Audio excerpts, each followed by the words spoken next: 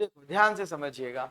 Polity के हम लोग का क्लास चल रही थी। पॉलिटी के क्लास में हम लोग पढ़ रहे हैं क्या, मौलिक अधिकार। किसके बारे में पढ़ रहे हैं? मौलिक अधिकार।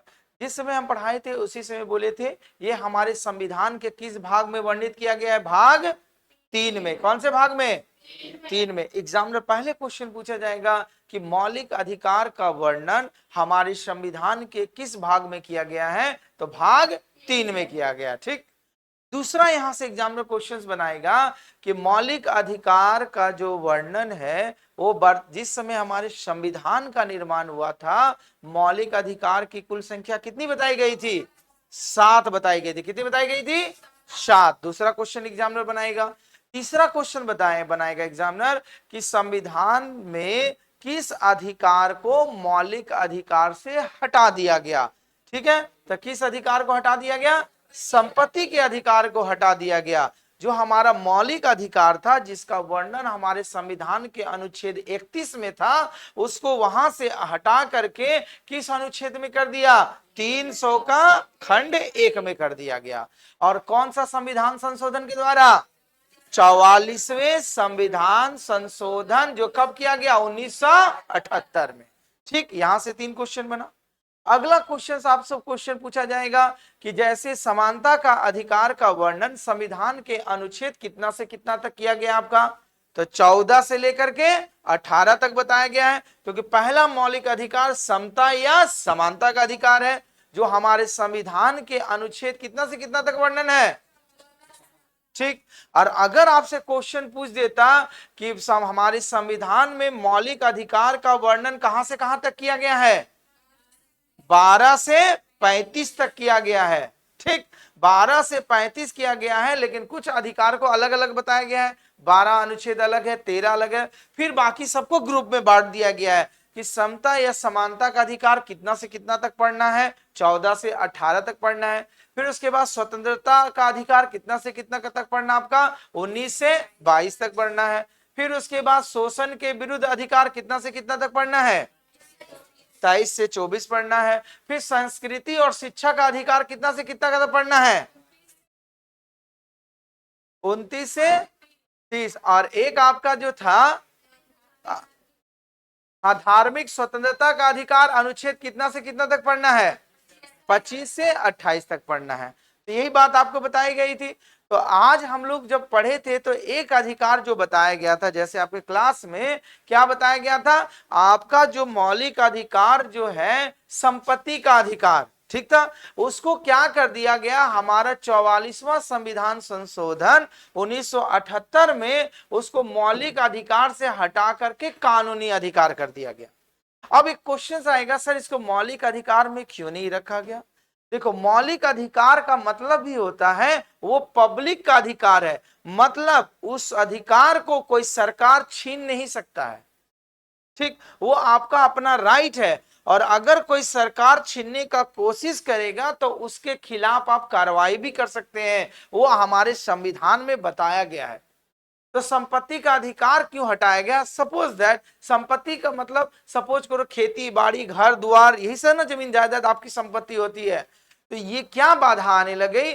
हमारे देश के विकास में ये संपत्ति का अधिकार बाधा पहुंचाने लग गई। बोलेंगे सर बाधा कैसे पहुंचाने लगी?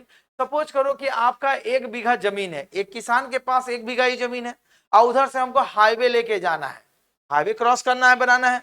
तो आपका जमीन आधा से ज्यादा उस हाईवे में चला गया, तो आप खेती बाड़ी कैसे कीजिएगा? कर पाएंगे? आपका तो जमीन तो चला गया, जमीन पूरा नष्ट हो गया। तो जब ये हमारा मौलिक अधिकार था तो सरकार को ये संपत्ति के अधिकार बहुत ज्यादा समस्या पैदा करने जा रही थी, क्योंकि हमारे संविधान में वर्णित है कि अगर आपके कोई मौलिक अधिकार का हनन करेगा तो उसके खिलाफ आप हाई कोर्ट और सुप्रीम कोर्ट में अपील कर सकते हैं। तो सरकार को सरकारी कार्य में करने में बहुत बाधाएं उत्पन्न हो रही थी। जैसा कि अभी आप देखने को सुनने मिला होगा, जैसे हजारीबाग के बड़कागांव जगह पर वहां एनटीपीसी पूरा प्लांट लगा रहा था। तो प्लांट जब लगा रहे थे तो वहां क्या हो रहा था? किसानों के जमीन का अधिग्रहण कर ले रहा था कंपनी वाला लोग। तो कंपनी वहां अधिग्रहण इसलिए कर पाया क्योंकि वहां क्या था? मौलिक अधिकार हट गया था। अगर सपोज दैट कि अगर मौलिक अधिकार बना रहता संपत्ति का अधिकार, तो क्या प्लांट लग पाता? कभी नहीं लग पाता। तो क्या होता, हमारे जो आर्थिक इकोनॉमिक क्षेत्र जो है उसके विकास से बाधा हो जाती, क्योंकि हम लोग जानते हैं कृषि प्रधान देश में रहते हैं, लेकिन हम लोग का जिस प्रकार कृषि पर पूरी तरह निर्भर नहीं रह सकते हैं। उसके विकास के लिए यातायात चाहिए, शिक्षा चाहिए, आपका एजुकेशन चाहिए, सारा चीज का इन्फॉर्मेशन चाहिए। तो सपोज दैट आप लोग जानते हैं कि अगर किसी गांव से अगर रोड पहुंच जाए, बिजली पहुंच जाए, ये सभी सुविधाएं मिल जाए, तो वहां का विकास तेजी से होने लगता है। अभी सपोज करो लाइन नहीं रहेगा तो हम कैसे पढ़ाएंगे ऑनलाइन, तो बच्चा कोई पढ़ पाएगा जो हमसे ऑनलाइन है? तो लाइन कैसे, उसके लिए हमको पोल गाड़ना पड़ेगा, वहां प्लांट बैठाना पड़ेगा कहीं एरिया में, तभी तो बिजली आएगी हमको, क्योंकि दूर से आएगी बिजली, ज्यादा कॉस्ट लगेगा। तो ये सभी मानते हुए सरकार ने कहा, सोचा कि अगर ये मौलिक अधिकार का दायरा में रहेगा तो सरकार जो होता है उसमें किसी प्रकार का अपना हस्तक्षेप नहीं कर पाएंगे। तो उन्होंने एक संविधान संशोधन किया, और क्या जो 1978 में जो 44वां संविधान संशोधन था, उन्होंने संपत्ति के अधिकार जो अनुच्छेद 31 में मेंशन था उसको वहां से उठा करके जो भाग 3 में था उठा करके कौन सा भाग में कर दिया, 12 में, और उसको कहां पर जगह दिया, अनुच्छेद 301 में। और ये जो हमारा मौलिक अधिकार था संपत्ति के अधिकार को, उसको बदल के कर दिया कानूनी अधिकार। तो कानूनी अधिकार का मतलब ये हुआ कि अब आपका जो संपत्ति का अधिकार कानूनी अधिकार बन जाने के बाद, अगर सपोज करो कि अगर आपके पास जो जमीन है उस जमीन से अगर आपको हाईवे क्रॉस करना है या कोई प्लांट लगाना है, तो अब आप सरकार के साथ सहयोग करेंगे। माने आप उसके साथ अब मनमानी नहीं कर सकते, हम नहीं देंगे जमीन, अब आप नहीं कर सकते हैं। मतलब अब क्या होगा कि अब आपके साथ सहयोग करने का मतलब वर्तमान स्थिति में जो उसकी कीमत होगी वो कीमत सरकार द्वारा आपको अदा की जाएगी। अगर आपको जो वर्तमान कीमत नहीं मिलती है तब आप उसके खिलाफ अपील कर सकते हैं। क्यों? क्योंकि संपत्ति का अधिकार कानूनी अधिकार बना गया है। तो आप जिस देश के नागरिक हैं तो आपका फर्ज बनता है कि आप सरकार के विकास में सहयोग करें, ना कि बाधा पहुंचाएं। कानून इसीलिए ना बनाया गया है, कानून इसलिए बनाया गया है कि जो कोई सरकार के कार्यों में या देश के विकास में बाधा पहुंचाएंगे तो उसके खिलाफ कार्रवाई करके किया जाएगा, इसीलिए कानून बनाया गया है। तो इसीलिए संपत्ति के अधिकार को कानूनी अधिकार में बदला गया, जो उसे अनुच्छेद 31 में जो जगह था वो उठा के कर दिया गया खंड अनुच्छेद 300 का खंड ए में। कॉन्सेप्ट समझ में आया? तो इसीलिए हमारा जो पहले जो संविधान था उसमें हमारा जो संपत्ति का अधिकार था वो मौलिक अधिकार था, लेकिन अब हमारा वो मौलिक अधिकार नहीं रहा, अब वो हमारा कौन सा अधिकार बन गया, कानूनी अधिकार। कॉन्सेप्ट क्लियर हो गया? अब उसके बाद आता है जैसे लास्ट में अनुच्छेद 32। अनुच्छेद 32 इतनी महत्वपूर्ण बताया गया है, इस कारण से इसे बोला गया है, भीमराव अंबेडकर ने इसके लिए एक स्टेटमेंट दिया गया था कि जो संविधान का अनुच्छेद 32 है वो हमेशा हमारे संविधान की हृदय और आत्मा है। तो हृदय और आत्मा क्यों का कॉन्सेप्ट समझो। अगर सपोज करो कोई मनुष्य है, उसके अगर आत्मा नहीं होगी तो वो जीवित रहेगा? एक कॉमन सेंस के बात से नहीं। हृदय नहीं रहेगा तो कोई फीलिंग रहेगा? कोई नहीं, कोई फीलिंग नहीं। मतलब तो इसीलिए अनुच्छेद 32 को हमारे संविधान, जानते हैं भीमराव अंबेडकर किस समिति के अध्यक्ष थे? संविधान के प्रारूप समिति के अध्यक्ष थे। प्रारूप मतलब संविधान को सजाना, किस कड़ी में किस किस बातों को रखना, वही उनका काम था। तो इसीलिए भीमराव अंबेडकर ने अनुच्छेद 32 को, जिन्हें प्रारूप समिति का अध्यक्ष बनाया गया था हमारे संविधान सभा में, जिस समय संविधान का निर्माण हो रहा था, ठीक, तो उस समय उनको अध्यक्ष बनाया था, प्रारूप समिति का अध्यक्ष। और उन्होंने अनुच्छेद 32 को एक संज्ञा से नाम दिया गया था। मैंने कहा था कि अनुच्छेद 32 जो है वो हमारे संविधान का हृदय और आत्मा है, सोल ऑफ कॉन्स्टिट्यूशंस। तो अगर आपको एग्जामिनर पूछा जाए कि संविधान के किस अनुच्छेद को संविधान का हृदय और आत्मा कहा जाता है, वेरी वेरी इंपॉर्टेंट क्वेश्चंस और अक्सर एग्जाम में पूछेगा, तो किसको कहा जाता है अनुच्छेद को? अनुच्छेद 32 को। कौन सा अनुच्छेद को?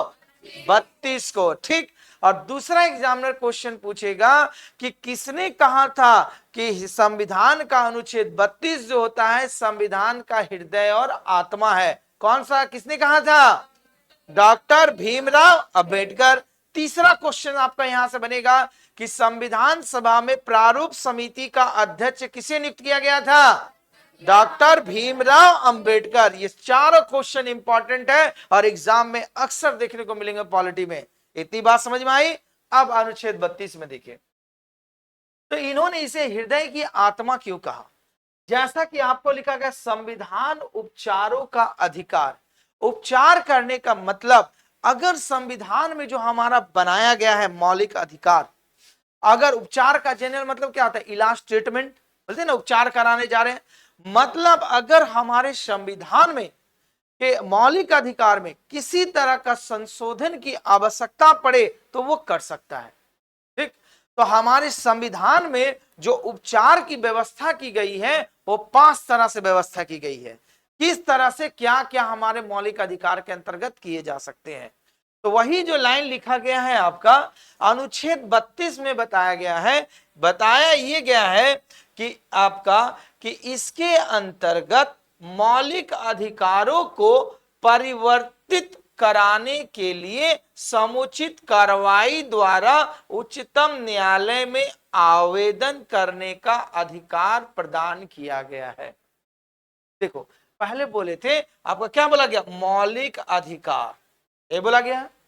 तो मौलिक अधिकार सबसे पहले बार बार रिपीट कर रहे हैं, या किसी राज्य या कोई पर्टिकुलर व्यक्ति के लिए नहीं बताया, ये हमारे देश में जितने भी जनता निवास करते हैं, वो किसी भी जाति धर्म से बिलोंग करते हैं, उनको मौलिक अधिकार दिया गया है, उनके अधिकार प्रदान किया गया संविधान में। तो देखो, आपको अधिकार जब प्रदान किया गया तो शासन व्यवस्था तो चलाना है, क्योंकि कार्यपालिका तो है, न्यायपालिका है। तो कार्यपालिका कैसे चलेगी? अगर मान लीजिए आप सरकार के हर कार्य में बाधा पहुंचाएंगे, ठीक है, बाधा पहुंचाएंगे तो सरकार काम नहीं कर पाएगी।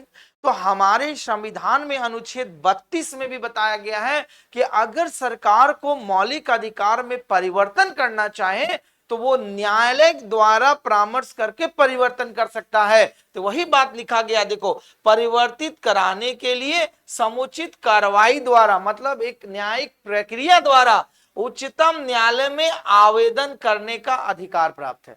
मतलब सुप्रीम कोर्ट में आवेदन कर सकते हैं कि नहीं, ये हमारा न्यायिक प्रक्रिया है। अगर नहीं रहता तो संपत्ति का अधिकार नहीं हट पाता, और नहीं हटता तो विकास नहीं हो पाता। कौन सा सही मारी?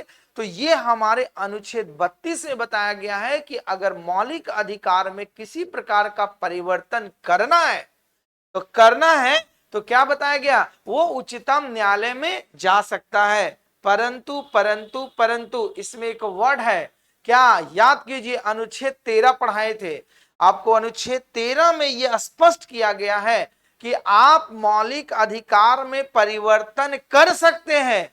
ठीक, आप मौलिक अधिकार में परिवर्तन कर सकते हैं, बाकायदे कि अगर उसकी वर्तमान में आवश्यकता हो तो तब। जो एग्जाम्पल दिए थे आपको 3 तलाक का, बताए थे कि उसमें कुछ महिलाओं, मुस्लिम महिलाओं पर बहुत ज्यादा अत्याचार हो रहा था, तो 3 तलाक को नहीं हटाया गया है। उसका तीसरा नंबर जो बात बोला जाता तलाक में, जो बात बोलेगी, केवल उस सेंटेंस को हटा दिया गया है। 3 तलाक अभी भी जारी है। तो कहने का मतलब हमारे संविधान के अनुच्छेद 13 में बताया गया है कि जो आपको अगर आवश्यकता है, संविधान के मूल भाग में किसी तरह का कोई गवर्नमेंट हस्तक्षेप नहीं कर सकता है, लेकिन अगर उसमें केवल क्या कर सकता? परिवर्तन कर सकता है।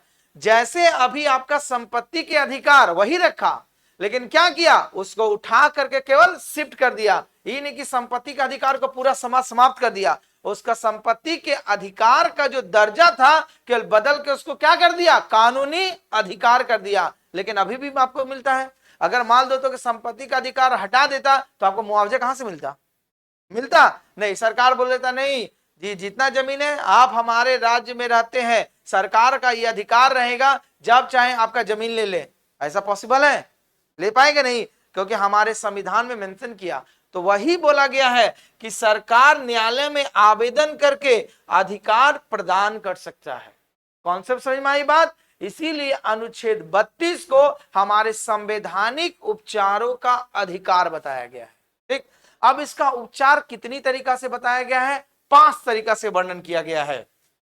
देखो आगे बोला गया सर्वोच्च न्यायालय, इस संदर्भ में सर्वोच्च न्यायालय को, सर्वोच्च न्यायालय मतलब सुप्रीम कोर्ट को 5 तरह के रीट मतलब होता आदेश जारी करना, जिसको बोला समावेश, निकालने की शक्ति प्रदान की गई है। मतलब मौलिक अधिकार में हमारे सर्वोच्च न्यायालय 5 तरह का जजमेंट सुना सकता है या रीट जारी कर सकता है। वो 5 तरह का रीट क्या है?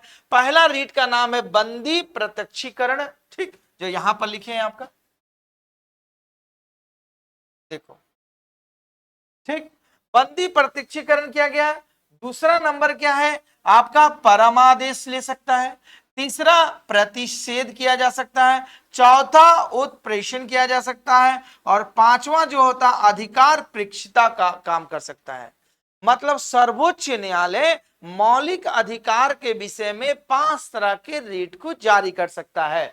यही बोला गया है संवैधानिक उपचारों के तहत न्यायालय द्वारा प्रदान की जाने वाले रीट, मतलब 5 तरह के सर्वोच्च न्यायालय आदेश जारी कर सकते हैं। ठीक, अब हम इस पांचों के बारे में पढ़ेंगे कि किसका क्या, ये तो वर्ड है, किसके अंतर्गत क्या क्या आदेश जारी कर सकते हैं सर्वोच्च न्यायालय या रीट कर सकते हैं, उसके बारे में समझेंगे। ठीक, तो हमारे संविधान में अनुच्छेद 32 के तहत कितने प्रकार के समावेश जारी कर सकते हैं सर्वोच्च न्यायालय? 5। कितने तरीका का? 5, याद रखिएगा। पहला क्या है? बंदी प्रत्यक्षीकरण, दूसरा परमादेश, तीसरा प्रतिषेध, अगला उत्प्रेषण, और अंतिम में है अधिकार परीक्षिता। कॉन्सेप्ट समझ में आई बात? अब सबकी एक एक करके हम लोग समझेंगे। तो देखो पहला जो होता है बंदी प्रत्यक्षीकरण, इसका मतलब क्या होता है समझिए। बंदी प्रत्यक्षीकरण का मतलब होता है कि व्यक्ति के सशरीर उपस्थित करना। सशरीर करने का मतलब जैसे सपोज करो कि अदालत में किसी व्यक्ति को उपस्थित करना है, तो जैसे पूरा बॉडी के साथ इन्हें की क्या वीडियो कॉन्फ्रेंस, हम घर में हैं, हाँ जी आपका डिजिटल का जमाना है, हम रूम में रहेंगे और कोर्ट में मेरा खाली वो रहेगा डिस्प्ले, वो नहीं चलेगा। वो चला था कब? कोरोना का समय में। इस समय कोरोना का समय हुआ था तो ये नियम नहीं लग रहा था, क्योंकि आदमी मिल नहीं पा रहा था। तो क्या हो रहा था? जेली से सबको रखा जा रहा था, और वहां क्या था, जज के सामने एक टेली लगा हुआ था, लाइव टेलीकास्ट, और वहां जेल में लगा हुआ था मुजरिम के क्या, तो वर्चुअली डिजिटली प्रेजेंट होता था। तो लेकिन डिजिटली नहीं किया गया है हमारे संविधान में। क्या बोला गया? सशरीर, मतलब जो गुनाहगार है या जिसको आवेदन करना है, जो बोलना है, वो जज के सामने एकदम पूरी तरह उपस्थित होना है। समझ में आई बात? उसी का मतलब है बंदी प्रत्यक्षीकरण का मतलब होता है किसी भी व्यक्ति को सशरीर उपस्थित करना। समझ में आई बात? अब देखो इसका मतलब क्या है। यह सरकार और व्यक्ति दोनों के विरुद्ध जारी की जा सकती है। इसे व्यक्तिगत स्वतंत्रता का रीट भी कहा जाता है। मतलब सरकार, मतलब उच्चतम न्यायालय, सुप्रीम कोर्ट, यह आदेश सरकार और व्यक्ति को दोनों को जारी कर सकता है। ठीक, किसके तहत? बंदी प्रत्यक्षीकरण जो है रीट, उसके तहत सुप्रीम कोर्ट अगर किसी सरकार को बोला जाए, मान लिया आपके घर का जमीन ले लिया कोई सरकार, सरकार मतलब क्या हुआ, मान लो ट्रांसपोर्ट कॉर्पोरेशन मंत्रालय ले लिया, एनएच हाईवे पार कर रहे हैं, तो लोग वहां तो सरकार का ही अधिकारी रहेगा। तो सरकार कहने का मतलब जो आपका नगर क्या सड़क परिवहन मंत्री रहेगा उसको बुलाएगा, ये उसका मंत्रालय का, कि काहे जी इसका जमीन काहे ले जा रही है, क्या जीविका आएगा, तो बोले हमको मुआवजा चाहिए, तो मुआवजा चाहिए, तब दोनों उपस्थित रहेगा तभी तो जजमेंट सुनाएगा। तो इसीलिए बोला गया कि बंदी प्रत्यक्षीकरण जो नियम है ये सरकार पर भी लागू होगा और पब्लिक के ऊपर भी लागू होगा, ये दोनों पर लागू हो सकता है। लेकिन इसका शर्त बताया गया है कि किन अवस्थाओं में व्यक्ति पर लागू होगा और कब नहीं आए लागू होगा। समझिए, बोला गया है उनके विरुद्ध नहीं होगा जिसे न्यायालय दंडित कर चुका है। मतलब बंदी प्रत्यक्षीकरण उस व्यक्ति पर लागू नहीं किया जाएगा जिसको न्यायालय ने पहले ही सजा सुना दी है। सपोज दैट आपको सजा, आपको काम है, आपको सजा पहले दे चुके हैं न्यायालय, तो पुनः उस पर वो नियम नहीं लगेगा बंदी प्रत्यक्षीकरण का, मतलब बोलेगा फिर बुलाओ नहीं। पहला पॉइंट। दूसरा पॉइंट बोला गया है कि उनके विरुद्ध नहीं जो निवारक नजरबंदी में बंद है। निवारक नजरबंदी का मतलब बताए थे ना, जिसको सस्पेंस के आधार पर सरकार गिरफ्तार करके पुलिस रखा है, उसको ये आदेश सुप्रीम कोर्ट नहीं जारी कर सकती है कि आप उसको सशरीर उपस्थित कीजिए, उसे वर्चुअली भी पहुंचा सकते हैं। कॉन्सेप्ट समझ में आ रही है? मतलब पहला, जिसको न्यायालय सजा दे चुका है उसको सशरीर उपस्थित नहीं करना है। स से मतलब समझ ना, बंदी प्रत्यक्षीकरण मतलब व्यक्ति को एकदम ऑन स्पॉट, एकदम फेस टू फेस नहीं लाना है, वो डिजिटली तरीका से भी ला सकता है। समझ? दूसरी बात, जिसको आपका मतलब कोई देशद्रोही आतंकवादी है तो उसको जेल में लाने में, न्यायालय में लाने में दिक्कत है, तो बोलेगा सशरीर नहीं, आप डिजिटली हमको प्रेजेंट कर दीजिए। ठीक। तो दूसरा कंडीशन वो है कि उनके विरुद्ध नहीं जिसको निवारक नजरबंदी, जो पूरा एक क्लास आपको फिर से बताए थे, मतलब जिसको सस्पेक्ट के आधार पर गिरफ्तार किया है, उन व्यक्ति को प्रस्तुत करना अनिवार्य नहीं है। अगला पॉइंट बोला गया है, बंदी प्रत्यक्षीकरण के लिए रिस जुडिशियरी का सिद्धांत लागू नहीं होता है। इसका मतलब यह हुआ कि जिस पर पहले से ही निर्णय ले चुके हैं, मतलब जिसको हम पहले ही सजा सुना चुके हैं, उसको भी सशरीर न्यायालय में लाने की आवश्यकता नहीं है। अगला पॉइंट, जिस मामले पर न्यायपालिका ने अपना निर्णय दे दिया हो, उस मामले पर को पुनः उसी आधार पर न्यायपालिका के समक्ष नहीं लाया जाएगा। दूसरा मतलब, सपोज दैट कि आपका जो समस्या है उस समस्या को न्यायालय ने पहले ही पूरा डिक्लेयर कर दिया गया है, तो उस केस को पुनः सर्वोच्च न्यायालय में लाना नहीं आवश्यक है। कॉन्सेप्ट समझ में आ रही है बात? तो बंदी प्रत्यक्षीकरण में क्या क्या बातें हो रही है, समझ में आ रही है बात? बंदी प्रत्यक्षीकरण का मीनिंग ही होता है किसी व्यक्ति को सशरीर उपस्थित करना। अगर मतलब ये सभी दूसरे दंडित कर दिया गया तो उसे सशरीर लाने का दरकार नहीं है, ऑन स्पॉट प्रेजेंट करना नहीं है। और अगर जिसका वो मैटर है उस मैटर को न्यायपालिका ने पुनः सुना दिया है तो दोबारा उस पर कार्रवाई करने की आवश्यकता नहीं है। ठीक। अगला पॉइंट समझिए। अगला है परमादेश, मतलब आदेश जारी करना। देखो, इसका मतलब होता है हम आदेश देते हैं, तो आदेश कौन देगा? सर्वोच्च न्यायालय देगा। सर्वोच्च न्यायालय, क्योंकि बोले मौलिक अधिकार में किसी प्रकार का जो चेंज करने का अधिकार सर्वोच्च न्यायालय के पास है, तो आदेश देगा सर्वोच्च न्यायालय। तो आदेश क्यों देगा, अब समझिए। सर्वोच्च न्यायालय के पास ये अधिकार है, वो किसी न्यायालय द्वारा किसी भी पदाधिकारी, अधिकारी, सरकार या न्यायिक निकायों के विरुद्ध इस रीट को जारी कर सकता है जो लोक कर्तव्य और कानूनी दायित्व का पालन करने से इनकार करते हैं। मतलब ये परमादेश की शक्ति हमारे संविधान में दिया गया है। सपोज दैट अभी कोई मान लो कि राज्य का मुख्यमंत्री अगर वहां पर आदेश जारी कर देगा, जी जिसका पास 1 बीघा से ज्यादा जमीन है सब दे दो, सब हम ले लेंगे, सब वो गवर्नमेंट के अंदर में चला जाएगा, तो सरकार को बुलाएगा ना। अगर मान लो अगर इस तरह का अगर न्यायालय को नहीं दिया जाता तो कोई भी राज्य का मुख्यमंत्री मनमानी कर सकता था, ना। बोलता मान लो जितना एक जिसका पास 5 बीघा से ज्यादा जमीन है, जी सारा जमीन सब गरीब लोग में बांट देंगे, तो विद्रोह नहीं फैल जाएगा। वो जमीन किस हालत में खरीदा, कैसे खरीदा, सरकार देखने गया, तब पूरा बगाव दिया जाता। जिसका पास वह जमीन है तो पूरा खुश, जिसका पास जमीन है तो बस गया। तो इसीलिए हमारे संविधान में किसी तरह का विवाद ना उत्पन्न हो, वो मौलिक अधिकार का फैसला कोई लोकल नहीं सुनाएगा, सर्वोच्च न्यायालय सुनाएगा। और वो सर्वोच्च न्यायालय का अधिकार है, वो किसी भी प्राधिकारी, मंत्री, राज्य सरकार या जो न्यायपालिका है, वो किसी को भी आदेश जारी करके बुला सकता है कि आपको ये जारी किया जाता है रीट, आप आइए और वो अपना जो कर्तव्य है, अगर मान ली भूल गए या आप जबरदस्ती कर रहे हैं, किसी का मौलिक अधिकार का हनन कर रहे हैं, तो उसके खिलाफ कार्रवाई की जा सकती है। ठीक। लेकिन याद रखिएगा, परमादेश 2 व्यक्ति पर लागू नहीं होगा, एक राष्ट्रपति और दूसरा राज्यपाल। मतलब राष्ट्रपति और राज्यपाल ये 2 ऐसे व्यक्ति हैं, उसके खिलाफ सर्वोच्च न्यायालय या उच्च न्यायालय आदेश जारी नहीं कर सकता है। तो अगर एग्जामिनर पूछ दे कि किन 2 व्यक्तियों के खिलाफ आदेश जारी नहीं किया जा सकता है, तो वो 2 व्यक्ति कौन होंगे? एक राष्ट्रपति और राज्यपाल। लॉजिक याद रहेगा। तो परमादेश का मतलब क्या हुआ? आदेश जारी करना। और ये आदेश जारी कौन करेगा? सर्वोच्च न्यायालय। कब जारी करेगा? किसी के मौलिक अधिकार का हनन होगा तब। कॉन्सेप्ट समझ में आ रही बात? तीसरी पॉइंट समझिए। अगला बोला गया अधिकार पिछता, मतलब इसका अर्थ होता है किस अधिकार से। किस अधिकार से कहने का मतलब ये हुआ कि यदि किसी सार्वजनिक पद पर सपोज करो कोई बीडीओ बन गया, कोई एसडीओ बन गया, ठीक है, कोई डीएम बन गया, यही सार्वजनिक पद होता है। तो बोला गया है कि यदि किसी सार्वजनिक पद पर कोई व्यक्ति अवैध रूप से आसीन हो तो उसके खिलाफ भी रिट जारी कर सकते हैं।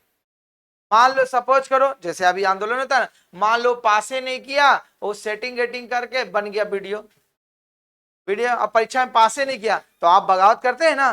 काहे? क्योंकि आपका ये मौलिक अधिकार है कि आपको योग्यता के आधार पर वहां पोस्ट देना है। ये नहीं कि सेटिंग कर लिए इतना पैसा दे दिए, हाँ जी हम बन गए, मास्टर बन गए, हम वीडियो बन गए, हम सीओ बन गए, तो आपका अधिकार का हनन हो रहा। क्योंकि उस पद पर, क्योंकि आपको बताए थे ना कि आपका समानता, समता और समानता का अधिकार में कि हमारे देश के हर नागरिक को हर सरकारी नौकरी में समानता का अधिकार है, नौकरी पाने के लिए इंडिपेंडेंट है, तो वो आपका पोस्ट ले रहा। आप उससे ज्यादा योग्य हैं तो आपका नहीं हुआ, और वो आपसे कम योग्य है, हो गया नौकरी, तो उसका खिलाफ आवाज उठाइएगा। तो आवाज जब उठाइएगा तो कहां आप आवाज उठा सकते हैं मौलिक अधिकार के खिलाफ? सुप्रीम कोर्ट में। तो सुप्रीम कोर्ट उस व्यक्ति के खिलाफ वो अधिकार पृष्ठता के अधिकार के तहत उस आदमी से पूछेगा। ठीक है, कोई भी व्यक्ति, सार्वजनिक व्यक्ति, कोई भी व्यक्ति अवैध रूप से आसीन नहीं हो सकता, उसके अंदर में यो योग्यता होनी चाहिए तभी वो आसीन होगा। ये जितने भी होते हैं गवर्नमेंट सेक्टर्स के जितने भी पोस्ट होते हैं उस पद पर, लेकिन ये जो होती है ये रीट किसी निजी कंपनी पद पर आसीन व्यक्तियों के विरुद्ध जारी नहीं किया जा सकता। जैसे मान लो अनिल अंबानी, उसका अपना बेटा को बनाएगा डायरेक्टर, तो आप उसको कीजिएगा कि नहीं काहे बनाए, हमको बनाना चाहिए परीक्षा के थ्रू, नहीं कर सकते हैं। इसीलिए बोला गया है ये जितना है अधिकार वो कर सकते हैं गवर्नमेंट सेक्टर पर, प्राइवेट सेक्टर पर लागू नहीं हो सकता है। नहीं तो बोलेंगे कि अनिल अंबानी हमारा अधिकार, परीक्षा लीजिए हम बनेंगे जियो का डायरेक्टर, बोलेंगे कहाँ लिखा हुआ है, तो बोलेगा देखिए यहाँ पर लिखा हुआ है, यहाँ पर सार्वजनिक लिखा हुआ है, प्राइवेट में नहीं लिखा हुआ है। कॉन्सेप्ट समझ में आ रही है ना? तो प्राइवेट सेक्टर के ऊपर में ये अधिकार नहीं लगा सकते। किस पर लगा सकते हैं? सार्वजनिक या निजी जो होगा, निजी सार्वजनिक क्षेत्र पर, निजी पर नहीं लगा सकते। निजी लेंगे तो बोलेंगे आइए समझा रहे हैं, कॉन्सेप्ट समझ में आया? तो सरकार जो होता है उसके ऊपर वो आदेश जारी नहीं कर सकता है। अब टाटा कंपनी को, उसका कोई संतान ही नहीं है, टाटा कंपनी का सोचो, रतन टाटा के बाद उसका कोई नीचे का जनरेशन ही नहीं है, पीढ़ी, उसकी जितनी कंपनी है, जितनी भी प्रॉफिट होती है वो सब उसके ट्रस्ट को दान में जाता है, सब ट्रस्ट में जाता है। सोचो इतना सबसे बड़ा प्रॉपर्टी की कमी है, लेकिन नहीं, सारा। और खुशनसीबी भी है, देखो मुंबई में जो है कैंसर संस्थान अभी भी है, फ्री ऑफ कॉस्ट चलता हुआ ट्रीटमेंट, सबसे बड़ा कैंसर भारत का है, भारत का सबसे बड़ा कैंसर संस्थान है मुंबई में, फ्री ऑफ कॉस्ट, कोई ट्रीटमेंट, पैसा नहीं। तो उतनी प्रॉपर्टी है, तब बोलेंगे हम रतन टाटा का कोई नहीं है, टाटा जी का, तो हम ही चले उत्तराधिकारी, नहीं बन सकते आप, तो वो आपका अधिकार नहीं है। तो परमा अधिकार पिछता का मतलब समझ में आ गई बात ना? कोई दिक्कत नहीं, आगे समझो। उसके बाद लिखा गया है उत्प्रेषण। इसका मतलब क्या होता है? बोला गया उच्चतम न्यायालय किसी निचली अदालत से किसी मामले को सुनवाई के लिए अपने पास मंगा सकता है। मतलब अगर कोई निचला अदालत में बहुत सारा केस पेंडिंग है, तो वो केस देख रहा है कि सुनवाई नहीं हो सकता है, तो उसको अपने इस अधिकार के तहत वो सर्वोच्च न्यायालय उस केस को अपने पास शिफ्ट करा सकता है। सपोज करो कि आप हजारीबाग में केस आपका पेंडिंग है, मौलिक अधिकार फैसले नहीं हो, हाई कोर्ट में गए नहीं हो रहा, तो आप उसकी मांग सर्वोच्च न्यायालय में डायरेक्ट कर सकते हैं कि मेरा यहां सुनवाई नहीं हो रहा, मेरा फैसला सुप्रीम कोर्ट में चाहिए। तो वहां पर यही बोला गया है कि उत्प्रेषण के तहत उच्चतम न्यायालय जो होता है, जो निचली अदालत में कोई केस चल रहा है, वो डायरेक्ट सर्वोच्च न्यायालय में उस केस की सुनवाई करवा सकता है।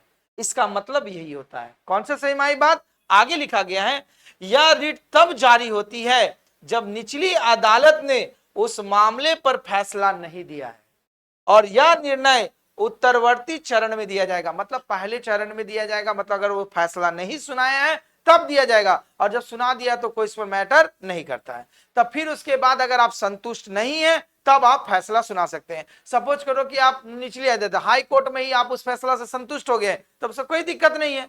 जब नहीं है संतुष्ट तभी तो आप उच्चतम न्यायालय जाएंगे।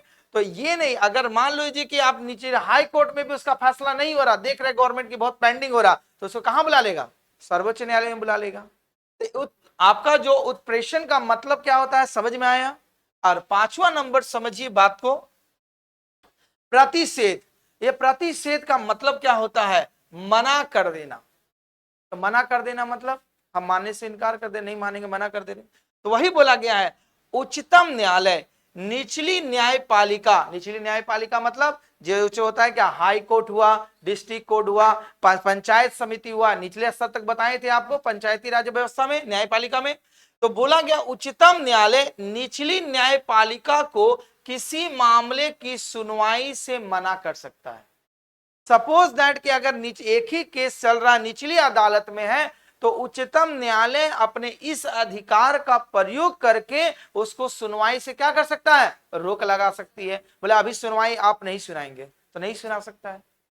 वही बोला गया यह रीट तब जारी होगी जब मामला निचली अदालत में लंबित है और प्रतिषेध हमेशा निर्णय के पूर्ववर्ती चरण में दिया जाएगा। पूर्ववर्ती मतलब पहले चरण में जो होगा, मतलब किस तरह का फैसला है, इसकी सुनवाई करना चाहिए कि नहीं करना चाहिए तब।